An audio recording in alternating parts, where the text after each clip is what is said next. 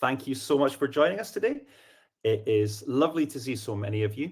Warmest of welcomes from the sunny Northeast. I know I'm as surprised as you are.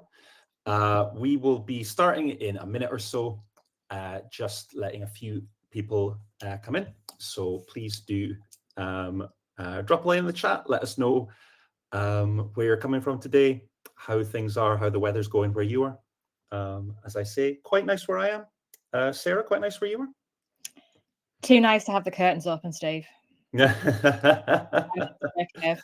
So you're in close darkness. Lunchtime walk. Looks like from people's messages that we're getting sunshine from almost everywhere today, which I think is a personal best at a Wordnerds webinar. Normally someone's saying very cloudy where I am. So this is great news. Excellent. Thank you so much. Yeah, as you can probably see from the comments coming in, it's quite a busy one today. So we're really grateful to you all for joining us. Look at all these blue skies and sunniness, and even sunny in North Shields and the Northwest. Blimey, we're having a really good day, clearly. Before we start, we're going to put a poll on your screen just to make you aware. We just wanted to start by seeing where you are in terms of Awaab's law, in terms of how prepared you're feeling for it. So going from I'm feeling underprepared all the way through to fully prepared for all the phases, because obviously there's 3 different phases coming in. And I'm feeling ahead of the game. I'm feeling ready for all of them. So really interested to hear how you guys are kind of currently set up for that. So we'll let that roll for a little while, just while we're letting other people in. But I hope the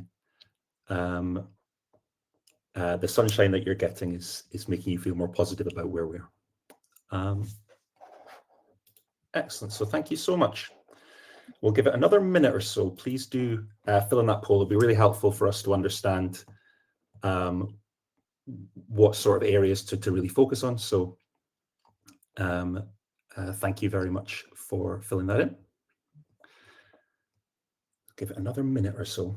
Got 172 of you in the audience at the moment, which is very exciting, slightly nerve-wracking, but it's wonderful to have you all here. We've got a lot of people getting ready for next month, Steve. Yeah, indeed. I think if everyone had answered fully prepared, we might have had this hour back. Yeah. Well, that doesn't seem to be the case. I think the most common answer is getting ready, feeling kind of getting there for the October the 27th deadline for the first phase. Yeah.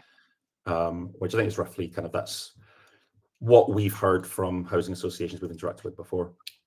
So that kind of sounds about right. But excellent. We'll keep that going for a little bit longer. But we are now at 11:03, so we'll crack in. Warmest of welcomes to what is, as I say, one of the most requested webinars that we've ever done.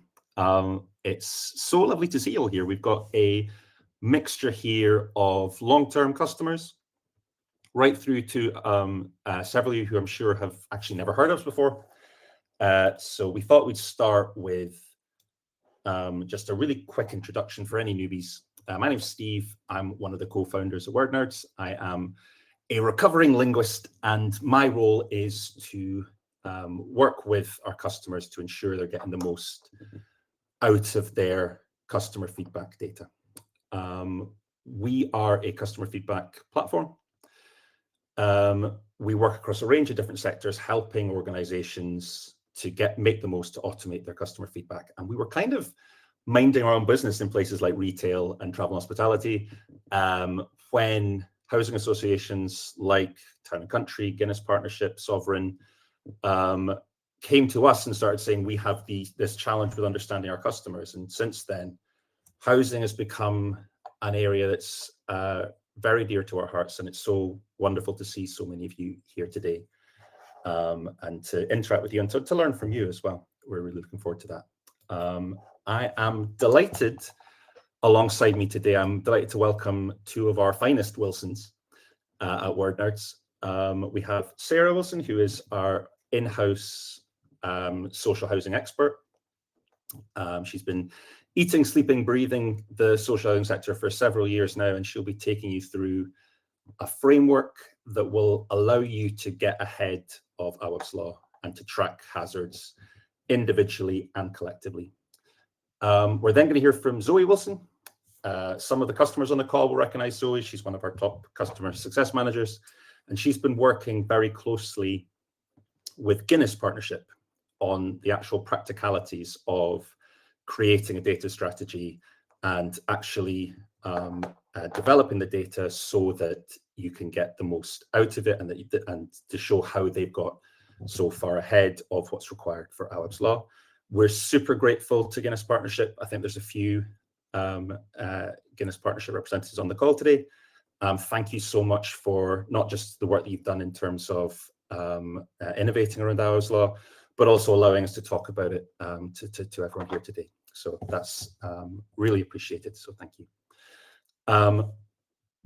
One of the reasons that Wordnerds got so involved in social housing is the fact that amongst all the areas that we work in, and as I say, we work in retail, we work in transport, we work in travel hospitality, this is an area where the work that you guys do is directly impacting people's lives. That's why we love it, and we know how seriously the vast majority of people on this call take that responsibility.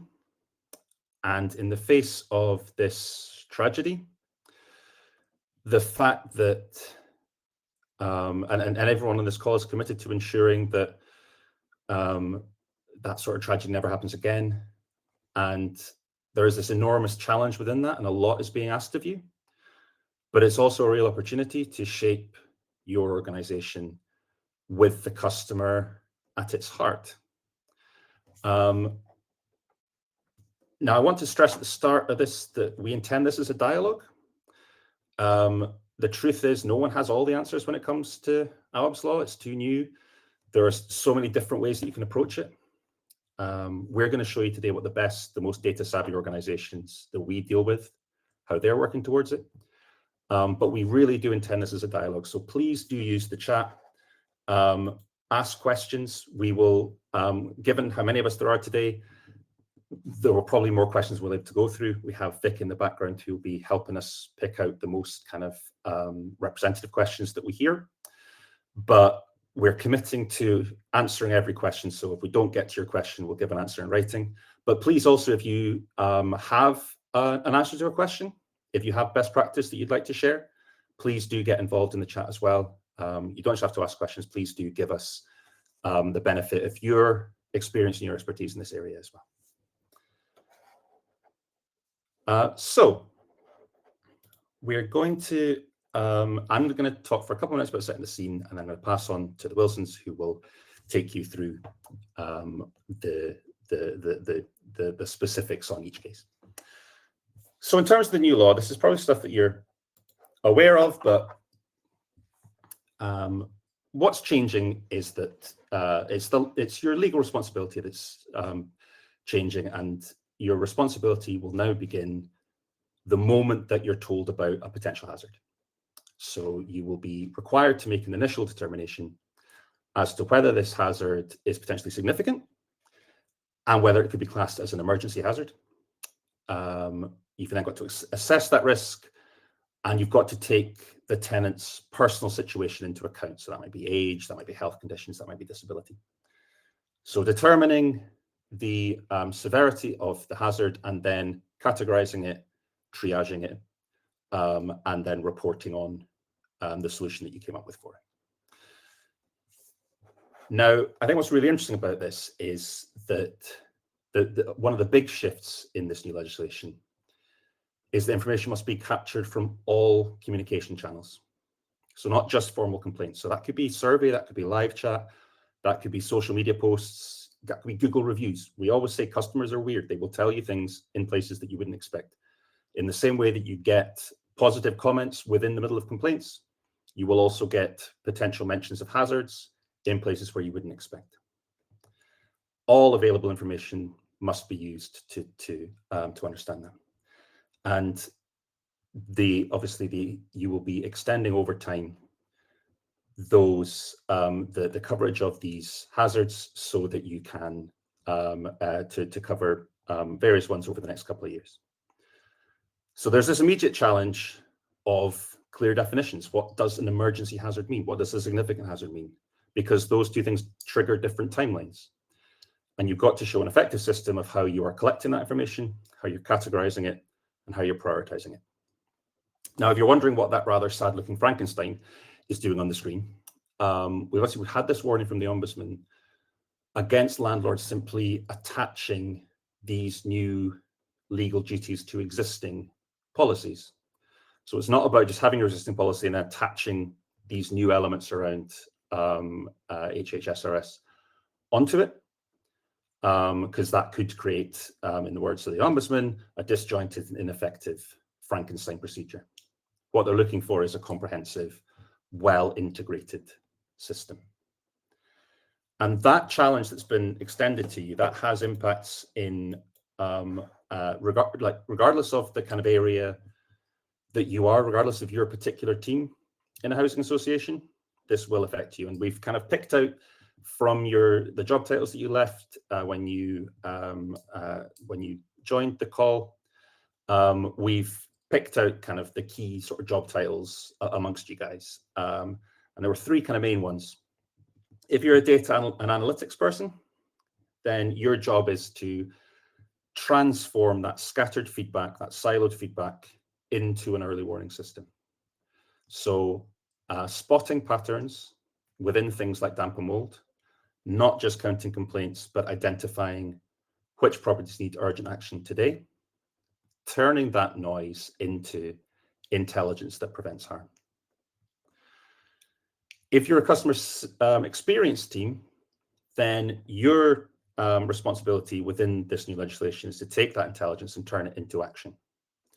Ultimately, your role is around improving the customer experience. So being able to see where your interventions can make the biggest influence on customers' lives.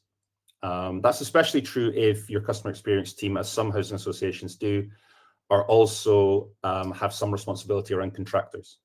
Because it doesn't matter with the new legislation, it doesn't matter whether this is your people that are dealing with an issue or contractors that you hire. That means the same thing within Awaab's law. So that kind of process of managing those teams and understanding what interventions they can help with and how they're doing in terms of that becomes super important. Now, if you're in more of a business improvement strategy leadership role, your job is to prove that, I guess, that prevention beats cure, and to do that with hard numbers. You're ultimately trying to build a business case that goes beyond just, this is what we have to do, it's mandatory, we've got to do it, but to turn it into something that through the savings in emergency repairs and legal costs actually become a no-brainer and become, and you're able to move your senior leadership team based on the numbers that you are creating from the data around your customer experience. So each group is affected by this law in different ways. What we're going to be showing you today is how AI-powered feedback analysis can help you nail all of these jobs, turning existing feedback, turning what you've got already into an early warning system that actually works. Final couple slides from me, just in terms of the dates. Again, this is probably stuff that you're aware of, but just to reiterate, October 27th. So we have a month and 2 days. And at that point, that process of categorization, triaging, reporting is required for any report of damp and mold and all emergency hazards. Again, definition of that is really important.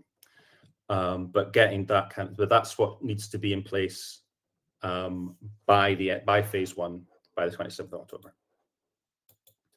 Throughout 2026, this will be expanded to more hazards, things like cold and heat, like falls, fire and electrical hazards, issues around hygiene and food safety, water supply. All these kind of areas will need to be within the same framework as the damp and mold is now. That has to happen in 2026. And then the following year, all the phase 1 and phase 2 hazards will need to be in place, along with all other hazards. That includes things like light hazards, noise, space and crowding, all these kind of different areas. So by 2027, there'll be 29 different hazards that will need to be triaged and categorized in the same way that you're working towards damp and mold right now. But I think it is also worth saying that there is a clear expectation from the Ombudsman that you don't wait, that this is not about doing what's required in 2026 and then expanding out in 2027, that you should be looking to extend into other hazards as soon as possible. That is not what the best housing associations are doing. That's what's expected by the Ombudsman, which is quite a daunting thing. But again, it's also an opportunity. So this is not just the best housing associations are not using this as a standalone compliance exercise or something you can bolt on to your existing policies, but the opportunity for a complete redesign with the customer at its heart. But how does one go about doing that? I'm going to pass on to Sarah now, and she's going to talk you through a framework to allow you to deliver what's described there. Thanks so much, Steve. That was a really helpful background there. So what I'm planning on running through this morning is a framework that we've developed alongside our housing association customers, so you can be really confident that it's built and tested in the real world. There's nothing worse than some abstract framework that nobody ever uses. So this is very much an everyday kind of useful way to think about your feedback. The core idea comes from Bain & Company. So these are the same people who created the Net Promoter Score. And they talk about 2 loops in the complaint handling process. Now, when I say complaint today, I'm using it in the Ombudsman's context of an expression of dissatisfaction, however made. So this covers the whole spectrum, right from, a grumble through to an emergency hazard. So first of all, you have that inner loop, and that's the little blue section there. This is what we all spend a lot of time on. It's the day-to-day resolving of an individual complaint for a specific customer. Someone raises an issue, you fix it, you close the ticket, job done. But then there's this outer loop in green. And this is about stepping back. It's about looking at all of the complaints to find trends, patterns, so you can stop these problems from happening in the first place. Now, as I say that, you might be thinking, we don't really do that. And if so, you're definitely not alone.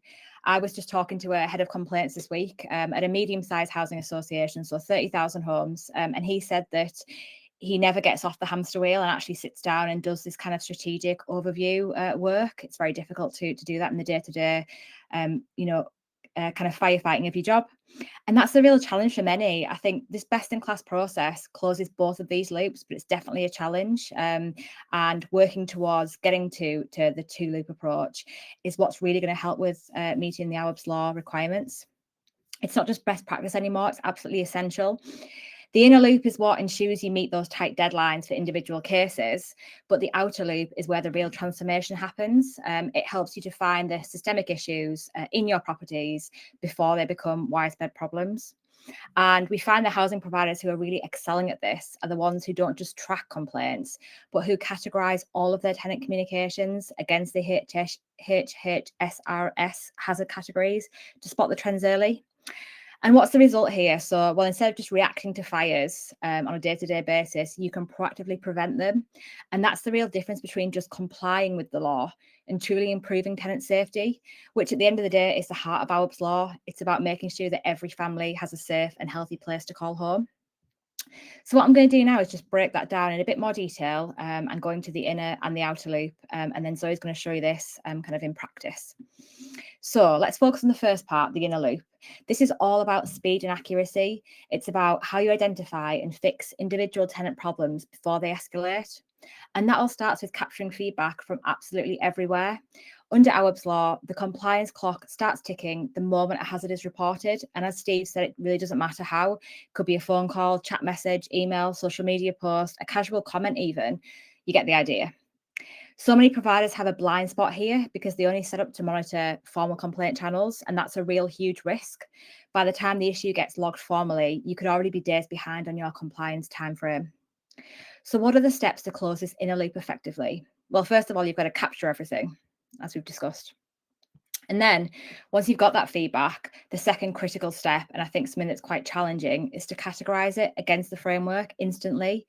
And this isn't just about finding hazards, it's about confidently ruling out issues too. So what's in is just as important as what's out. You simply can't have staff manually reading every single message looking for potential hazards. We find that most people on this call are using generative AI tools like Copilot and ChatGPT, but unfortunately this only gets you so far, such as this top level summarization. And this is where an AI-powered specialist tool designed for the housing sector becomes essential. A good system needs to understand context, not just keywords. And what do I mean by that? So, for example, a tenant probably won't say to you, I have damp and mold. They're much more likely to say something like, the paint's bubbling on my wall, or my bathroom is black. The system has to be smart enough to understand that these phrases all mean the same thing, and they signal a potential hazard. Right now, the focus is on damp, mold, and emergency repairs, but a truly effective system is one you can train to recognise all of the hazards, so you're ready for the next phases of the law without having to start over. The third part of this is the routing and resolution. So once the system flags a hazard, it has to then get to the right team immediately. It should automatically trigger an alert to your health and safety teams with priority flags based on how severe it is. And that's it. That's the inner loop done. From identification to categorization to resolution, you're ensuring that you respond well within those mandated timeframes. So unfortunately, we can't just stop there. The next part of this is the outer loop, and this is really where you take your system to the next level. The outer loop is all about moving from being reactive to being truly proactive. And this is about preventing problems on a wider scale for everybody. So the first step with this is to identify patterns. So bringing all that data together, you can start asking some big strategic questions. Things like, are we seeing clusters of damp issues in specific blocks or on certain estates? Do condensation reports always spike for us in November? Are our 1970s buildings reporting more structural problems than our newer ones? And I know that we've got Guinness on the call, and Zoe's going to go through exactly how they're tackling this, but there was a really nice example from them, I think it's about a year ago now, when they were finding that damp and mold cases were increasing and they weren't sure what was causing it. So they did some correlation analysis in the platform, and they found that people who mentioned plants or ivy were reporting increased instances of damp and mold. So they train a context theme based on any kind of botanical mention. And as you can imagine, there's loads of ways of describing that, and use that information to put kind of figures on their hunch and to ultimately clear the ivy and reduce those cases of damp and mold. But you would never see these things when you're just looking at one case at a time. It's very difficult as a human to pick these patterns out. The outer loop makes this invisible visible. And then once you've got that pattern, the next step is prevention planning. And this is where the insight turns into action. So if you discover that damp is a reoccurring problem in properties with a certain type of ventilation, for example, that should trigger a property-wide inspection and upgrade program. If you've got that one contractor that's always being mentioned and is constantly causing follow-up repairs, then that's a trigger for a quality control review. And the providers who are nailing this are getting everyone in a room to review those insights. And that's your maintenance team, asset management, resident engagement and compliance, all working together to fix this root cause. Even cases where no hazards are reported become really valuable data points in this approach. Knowing your silence helps establish baselines and confirms effective prevention strategies are working. And the final part of this cycle is the continuous improvement part. That means you're always setting clear goals, like reducing damp reports by 20%. You're measuring the impact of your fixes, and you're documenting absolutely everything. And that's not just for your own learning, but as evidence for the regulator. The most successful providers are implementing quarterly outer loop reviews, where data insights drive strategic maintenance planning rather than just responding to the loudest voices or the most recent complaints. I just want to finish my section by talking about something that I feel like isn't getting quite enough attention yet. I don't know how you feel on the call about this, but I think this is going to be quite a big deal. And that's the tenant's right to interrogate your data, which is coming in 2027. That sounds like years away, doesn't it? But yeah, it'll be here before we know it. And that's a massive shift in transparency. You've got to be ready when a tenant asks, how many damp and mold issues have been reported in my building in the last year, or which of your neighbourhoods have the highest rates of electrical safety issues. These aren't just information requests, they're legal rights now. And you've got to be ready to answer them systemically with data broken down by geography and even demographics. For many, this will be a complete rethink of how data is structured. Information just can't be stuck in the different departmental silos anymore. The key to unlocking this is taking advantage of your metadata, and don't let that word scare you. Think of it like a tag. You're not just logging the complaint, you're tagging it with the property type, building age, location, demographic group, and so on. When you consistently tag and collect all of this feedback with the metadata, you've got a really powerful foundation for analysis. This isn't just about being ready for your tenants' questions in 2027. It's about using that exact same data infrastructure right now to find and fix problems before they affect tenants. It turns a compliance task and a tick box exercise into a strategic advantage. By closing this outer loop, you're not just complying with the law, you're ultimately changing how you operate and providing safer homes for all of your residents. Back to you, Steve. Brilliant. Thank you so much, Sarah. It's really interesting. And yeah, great point you make about 2027 being here before we think. In my head, when I hear 2008, my brain still says, wow, 5 years ago. So yeah, it will be here before we know it. And but thank you so much for talking us through that framework, allowing you to get a sense of the processes that you can put in place to get that kind of simple framework going. Please do, if you have any questions for Sarah, we'll do a Q&A at the end. So please do get them coming in on the chat. So Sarah's talked us through how a framework like that would work. How does it work in practice? How do you turn that into something you can use day to day? Delighted that Zoe's now going to talk us through the work that she's been doing with Guinness Partnership to allow them to do that reporting and triaging across all the different hazards attached to the 3 phases of Awaab's law. So I'll pass over to Zoe. Great, thank you, Steve.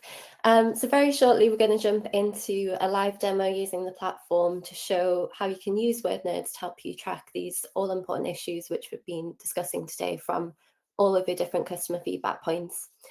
In order to frame this, I'd love to share an example today from our customer, the Guinness Partnership, and their insights team are doing really impressive and innovative stuff with their data and with strategies that they implement across the business.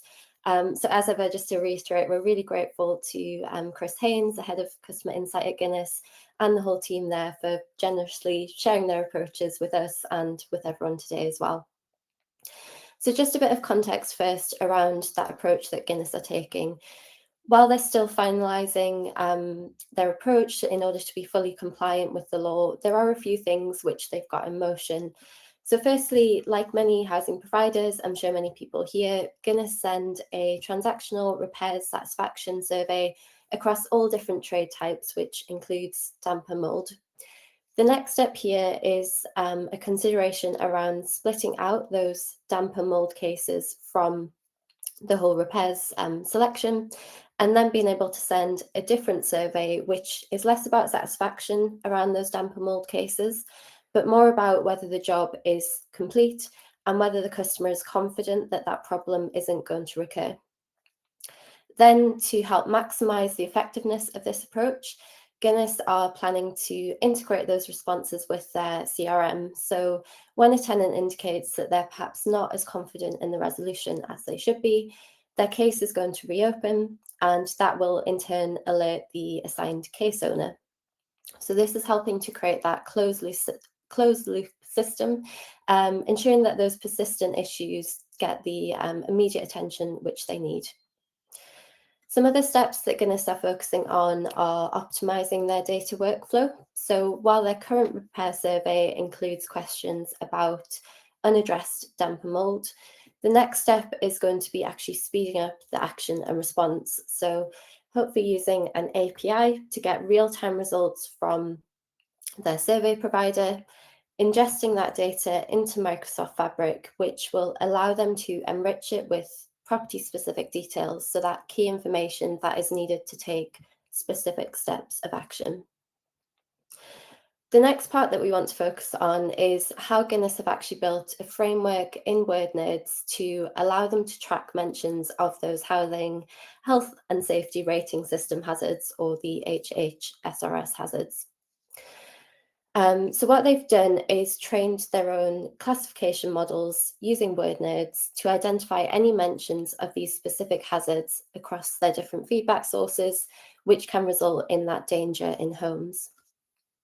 By using this systematic approach, Guinness have enriched their monthly TSM reporting so they can show the hazard frequency patterns alongside relevant examples from Tenant verbatim as well.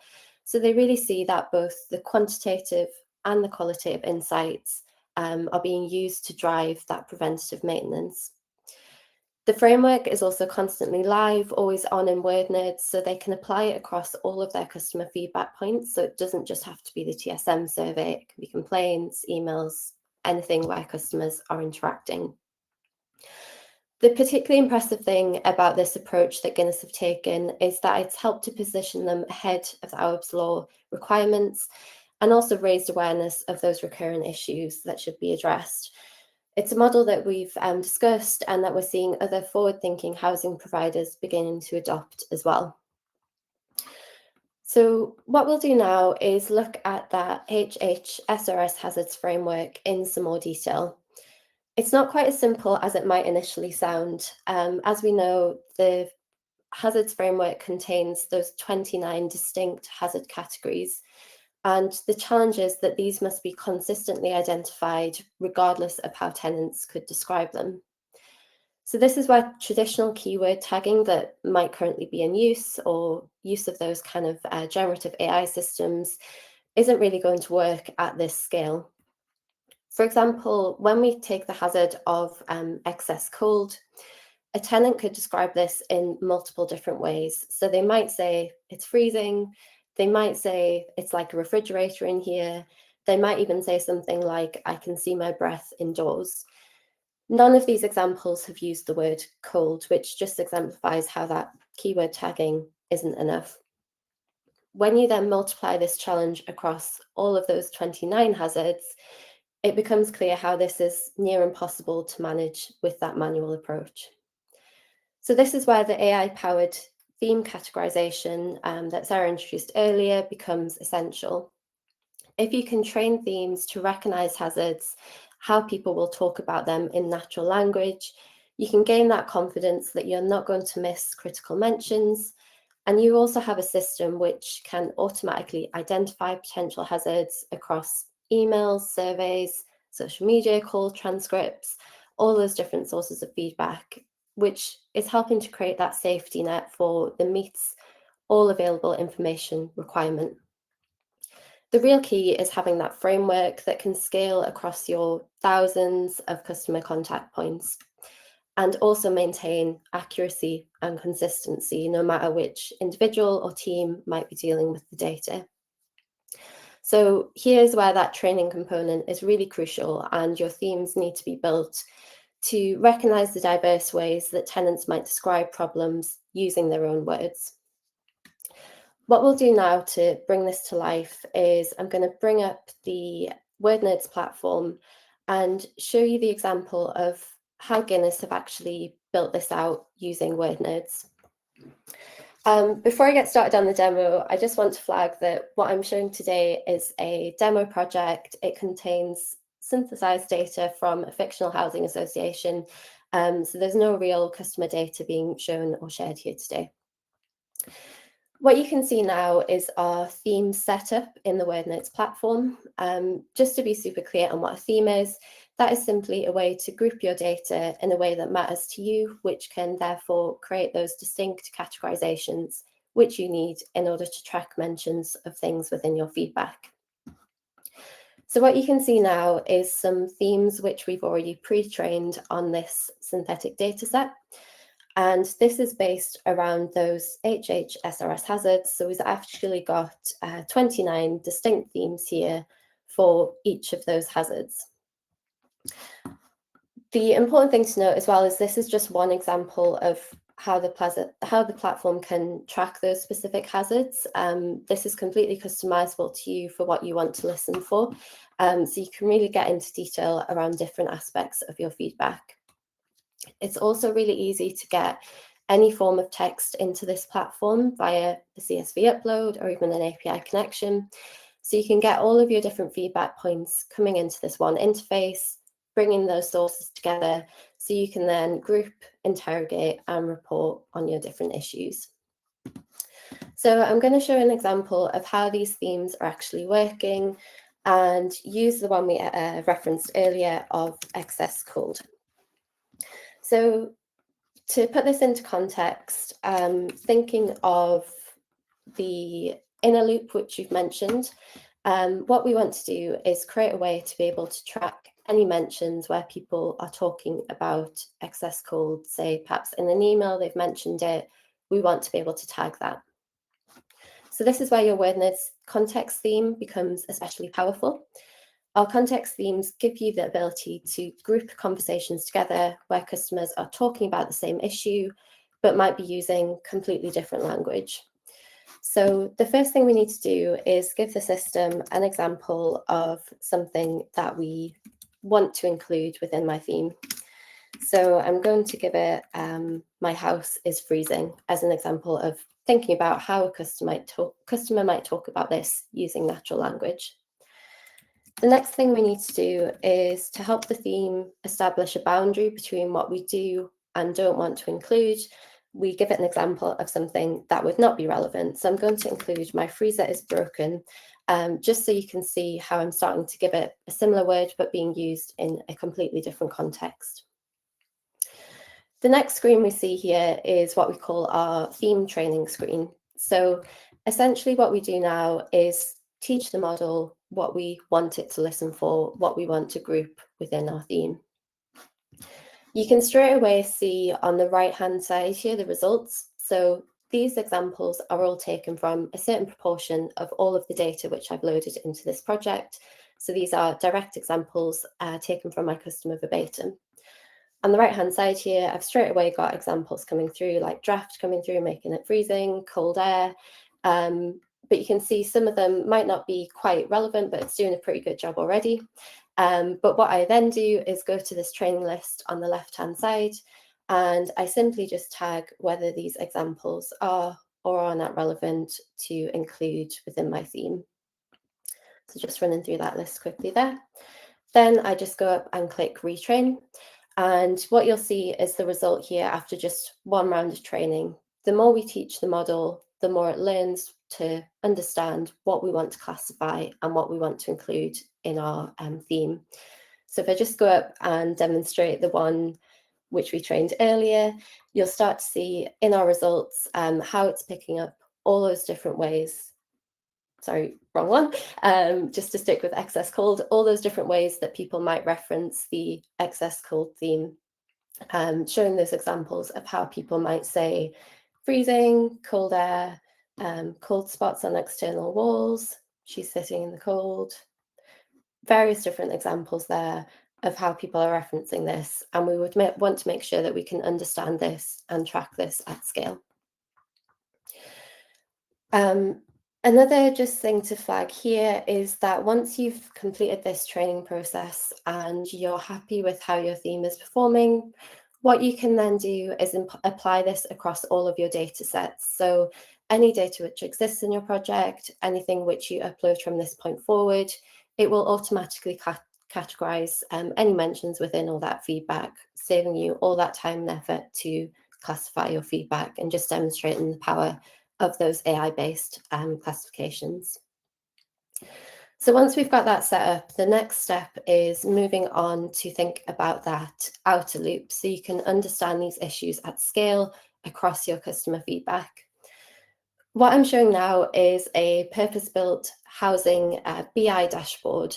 So we've created this as an effective way to help visualize, interrogate, and share your qualitative data so that multiple different stakeholders can have access to this and use it to understand how customers are talking about these important issues. So everything that you see on this page is data which we've already classified using the Wordnerds themes, as we've just demonstrated. And now we're simply using the BI interface to present the results of that.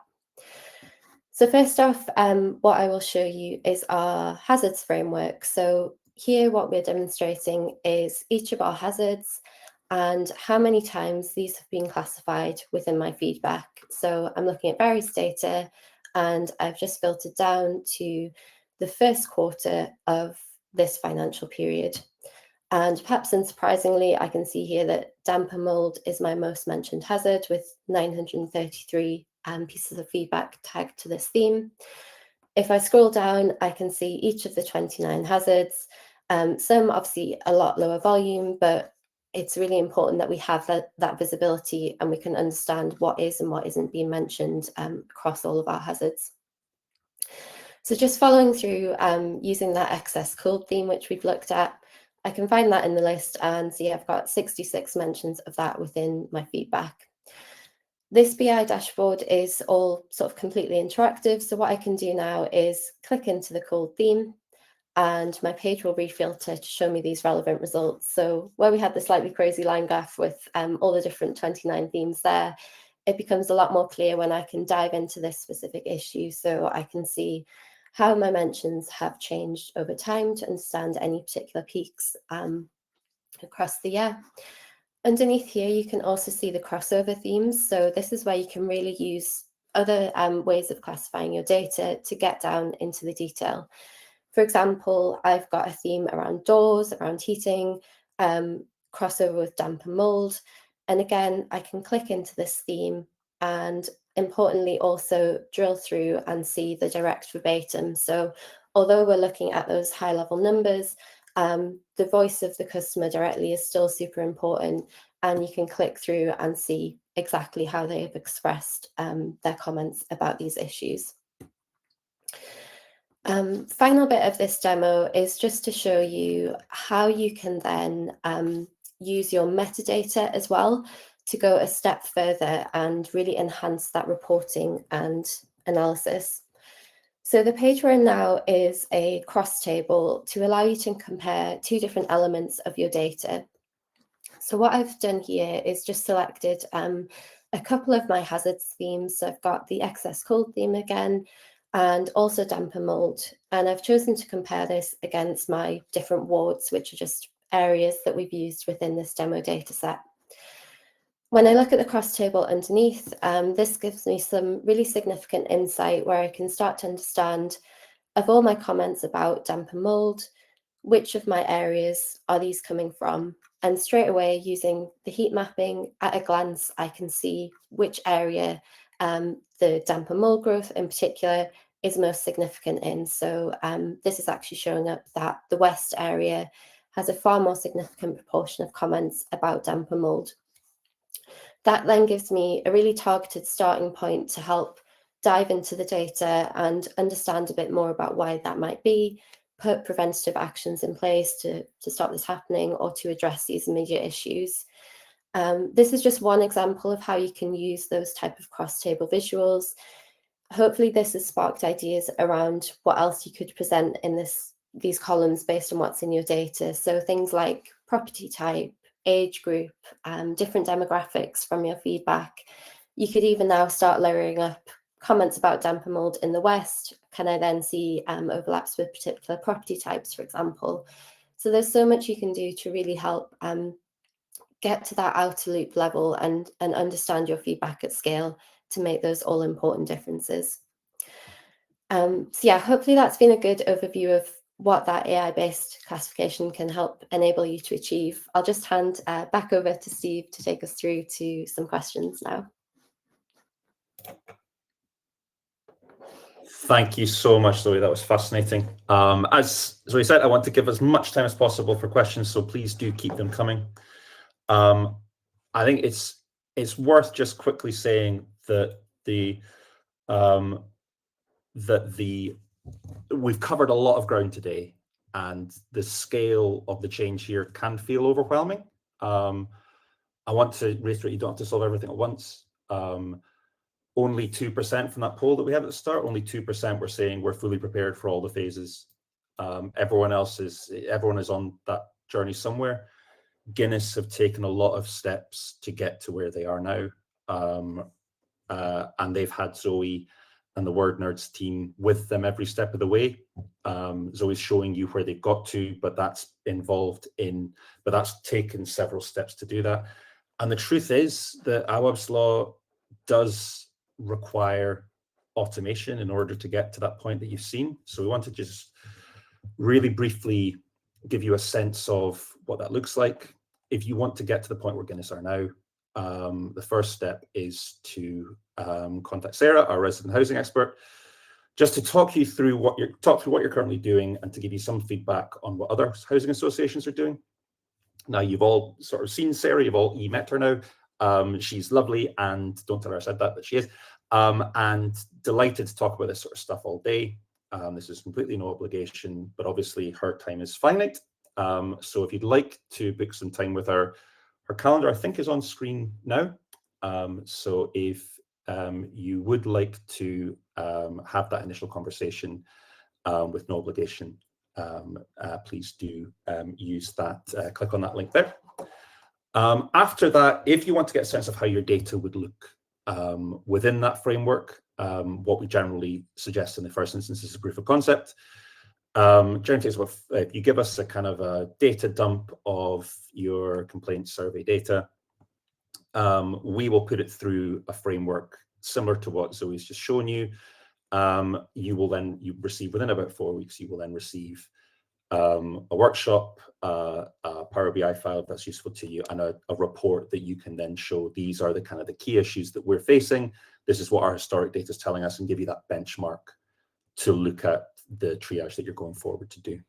To get that always on model that we saw there with the Guinness ad, that sort of starts at around 24K a year. That ensures that all of your data as it comes in is automatically tagged and then passed back to you so that you can get that kind of triage and that categorization done really quickly at source in real time. Next up from the nerds, so yep, I think that's on the Sarah's details on the screen now. That's the first step. I'm sure she'd be looking forward to speaking to you. Next up from us, next week you'll receive a wee care package with these slides in, with the recording, and with a guide that we put together on Awaab's law. Our next webinar I'm really excited about because we are unleashing our data guys on you. If you are absolutely sick and tired of people talking about AI and want to get more of the kind of what's actually going on under the hood, that's going to be a really interesting session with 2 of our top data scientists. We are also going to be around at the Housemarque Data Analytics Summit. So please do come and say hello there. I think we've got quite an exciting announcement to make there. I won't spoil it, but we're going to be doing some more work with Housemarque, doing some quite exciting stuff. So do watch this space for that as well. Oh gosh, where's the summit? Great question. We will find that out for you. But in the meantime, thank you so much for the questions that are now coming in. Really appreciate it. We'll get straight into them. We've got about 10, 12 minutes to go through as many of them as we can. I think it's probably worth starting with the first one that came in. And Sarah, I think this is probably one for you. The contractor aspect of what we talked about there around the fact that you're responsible for your contractor's work as well. What do you think can be done to bring third parties on this journey with housing associations? Yeah, it's a great question, and one we get quite a lot. I think, especially as you just mentioned, it's going to become even more pertinent. I think there's a few things that we recommend. So first of all, kind of sharing the insights from your analysis. So I think when contractors and third parties see the actual tenant voice, understands the patterns that we're identifying, it makes it, it makes it kind of much more of a partnership relationship. We've got a nice example from Town and Country, which we'll share after the call, of where they use the data to improve satisfaction around cleaning of windows. So they noticed that people complaining about using dirty water fitted some new taps around the blocks, and it was quite a low cost way of increasing the satisfaction. I think as well, so using the early warning system. So if you're seeing multiple problems of a ventilation problem, for example, sharing this proactively before it escalates is a really, is a kind of good way to bring them along on the journey. And I think as well, having this shared accountability, so reports that you can both access, dashboards, is a good way of kind of handling it. I mean, at the end of the day, it's their kind of risk mitigation too. So they face reputational damage if they're associated with non-compliance in this way. So yeah, I think just making sure that nothing falls through the cracks is the best way to handle that. Thank you so much, Sarah. Really interesting. Yeah, I think that kind of shared purpose, we often see contractors not necessarily agree with situations, so having that data there is so important. Thank you for that. Wonderful. So I think the next question that we had, and as I said before, we've got lots of questions here. If we don't get to all of them, we will send you answers in writing. And please do add any answers that you have as well. But I think probably another one for Sarah here. Should info be gathered from every time a worker goes into a property? So gas service, electrical inspection. So I assume this will be treated the same way, even if a customer has not actually complained about an issue, damp and mold, for example.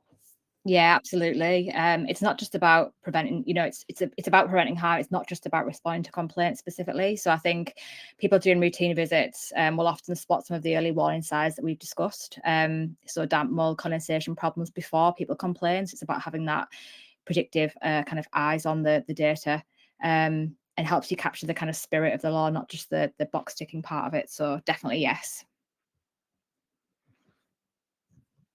Absolutely, yeah. It comes into that kind of what we've seen before around these kind of issues, these kind of the first time you're made aware of something can come from any situation, including from these initial visits. And so having a way of analysing that stuff along with the surveys, the complaints, and so on is really important. And from the Ombudsman's perspective, there's no difference with that in terms of how you've learned about it. Once you've learned about it, that sets the timer off, kind of thing. Brilliant. Thank you so much for that, Sarah. I think we've got one here, which is probably for Zoe, which is about the platform.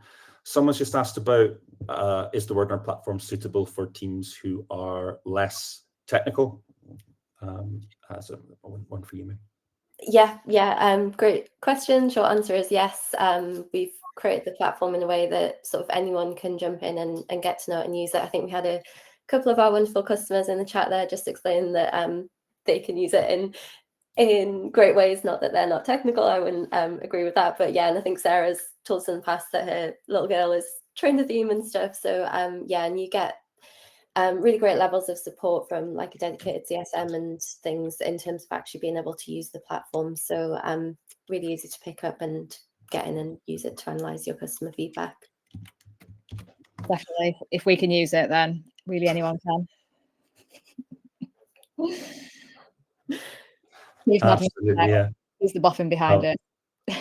100%. Enormous thank you as well to a couple of our customers jumped in and said, well, I can, Howard and Rebecca, thank you so much for jumping in. You do yourself a great disservice because you do great things with the technology, but thank you for clarifying that. I think we have another question here around audio data. So can we scan audio, and can that be incorporated in incoming calls platform? So I don't know if you've got anything that you would say to this. I know you've done some stuff in the past with transcripts of calls, which is, I guess, not exactly the same thing.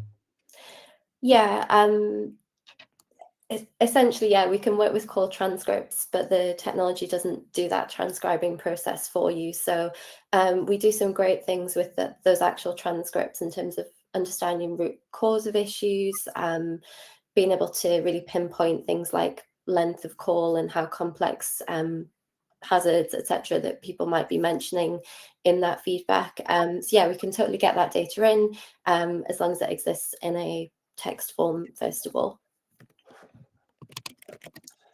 Brilliant, thank you so much. Yeah, I totally agree. And that kind of, with regard to the incoming calls platform, Philip, it would depend on what that platform was and how it was, how we could get the data out of it, whether it transcribes automatically, as some of them do. So we'd love to kind of pick that up and talk to you about that further. Do feel free to book some time with Sarah if you'd like to go into that in a bit more detail. Another really interesting question here we have about improvement notices. So do you have any examples of improvement notices and what expected outcomes are, say, for example, on excess cold?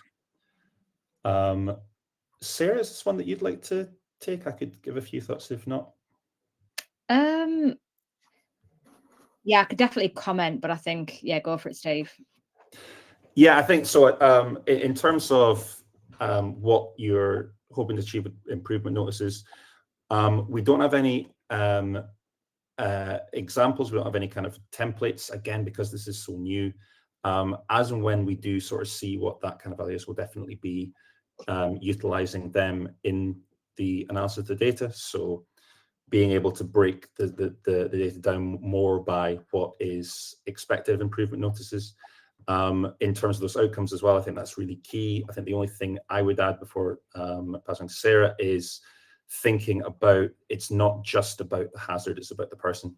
And so ensuring that, as Zoe has got shown us in a really kind of key way around how, for example, you can find areas where you are,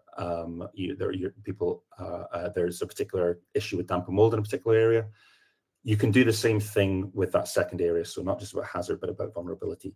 And uniting those two things, I think, is that would be a kind of key thing for improvement notices, and also for the categorization and the triaging. But in terms of improvement notices, please do watch this space. We will be kind of gathering this information and working to make that better. But at the moment, it's yeah, I think there's lots of kind of different approaches, and no one knows which one's best yet. Sarah, anything you'd add to that? No, I don't think so. Just the capturing of, obviously, something like cold is very hard to capture with just using kind of keywords. So I think just adding that, you know, any mention of, people tend to say like freezing or, you know, I feel Baltic or whatever. So I think just capturing any mention of that is important. Amazing. We've got an interesting question next, just about the AI aspect of what we've talked about today. With it being AI, would our data be used to train large language models? Zoe, would you mind speaking to this one? Yeah, sure. So again, short answer is no. The beauty of Wordnerds is that when you're training your themes, you're actually training them against your own data. All your data lives in its own project where it's in its own specific area. So yeah, not used to train LLMs, and you can get really specific in terms of how you're training your themes based on how your customers are actually talking, specifically because of how that AI is set up to allow you to use it. I don't know if there's anything you would add there as well, Steve. You summed that up beautifully, Zoe. In the interest of time, I will shut up and keep going. But I think that's exactly what I would say. Your data does not interact with anyone else's data. It's not used to train any model except the small model that's based on that is used to go through your data and find the useful stuff for you. I've had an interesting one here, a request from a resident wanting to know where the most electrical hazards are. That seems like unlikely as requests go, but in terms of what could be seen as a reasonable request, given there's an unknown volume of them, given that so if I'm parsing that question correctly, and please do say, Jason, if not, with regard to what can be expected, or what a resident should be expecting to receive from you in terms of understanding about their property or about the housing association as a whole. Do you have any sense, I guess, Sarah, this is another for you, do you have any sense of what might be seen as reasonable here in terms of that kind of those kind of requests? In terms of volume then? Yeah, I think it's a really interesting point about volume generally, about the fact that for many of these hazards, you are only going to see, many housing associations will only see a couple of these a year. But ensuring, you know, that what is expected of you, or what could be reasonable to expect in terms of being able to say to residents who want to know where are there most likely to be electric hazards, given that you might not know the volume. I guess our kind of response to that would be, you know, what's the closest you can give them to that information? And in terms of the unknown volume, it is really hard to get a kind of an exact number on that kind of thing, an exact number of electrical hazards, an exact number of people suffering from damp and mold. That's a really difficult thing. The best you can do, I think, in that situation is to have some kind of way of understanding the relative size of that, and the customer feedback data will tell you that. So you might not be able to get a pinpoint on every single electrical hazard through customer feedback data, but it will give you a sense of broadly where that's happening, how that compares to other hazards. So is, you know, relatively speaking, is extreme cold a bigger or a smaller issue for your housing association than electrical hazards? And to give them a sense of this kind of area. So I think that the key thing there would be, it is not reasonable to expect you to get all the information or to know about every single thing based on that. The legislation is clear about the fact it's when you're told about it. But when you're told about it, it is expected of you to then be able to say, this is the number that we've been told about. Is that fair, Sarah? Anything you'd add? Yeah, no, that's fair. And I think that touches on another question. Very aware that we're at time now, guys, but yeah, there's a question around with the analysis of verbatim, is there a view on whether HAs would be on notice to undertake an investigation within the prescribed timescales? And I think that's definitely kind of speaks to that answer. The answer is yes. As soon as you're made aware that there's the kind of ticking clock. So yeah, totally understand that's challenging, but I think this is why the automatic categorization comes in. You know, having that in real time is absolutely crucial, or you are just going to be wading through an impossible volume of kind of requests. So yeah, really good one. Brilliant. Thank you so much, Sarah. As you say, we're kind of just beyond time now, so we'll leave it there for today. I think we've got so many really interesting questions. As I say, we've got your, we'll get in touch with you with an answer. We might do an FAQ sheet as well, so we can give everyone the answers that we give to those individuals. Thank you so much. We've had loads of really great questions today. Please keep us informed on what you're doing in this area. We're really keen to learn from you. We are, as with Guinness, we're kind of magpieing good ideas here. So please do let us know what you're up to there. This feels like a stressful time and overwhelming, but we feel like for data savvy organizations, this is also an opportunity to do something really powerful for your organization and your customers. So best of luck and enjoy the sunshine, and we will see you soon. Thanks so much.